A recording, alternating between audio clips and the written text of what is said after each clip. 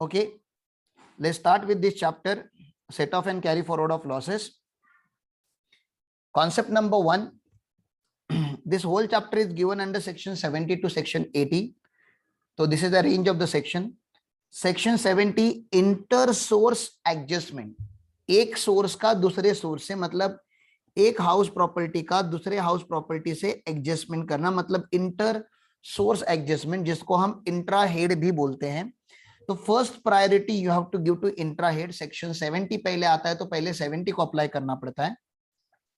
Inter source adjustment and set of loss from any source of income against another source under the same head in the year of loss. तो जब आपको loss होता है तो आपको पहले same head में प्रॉफिट है क्या वो चेक करना पड़ता है. तो सर होगा तो एक हाउस प्रॉपर्टी का दूसरे हाउस प्रॉपर्टी से सेट ऑफ हो जाएगा. शॉर्ट टर्म कैपिटल लॉस का लॉन्ग टर्म कैपिटल के सामने सेट ऑफ हो सकता है, लॉन्ग टर्म का लॉन्ग टर्म के सामने हो सकता है, बिजनेस का बिजनेस के सामने हो सकता है.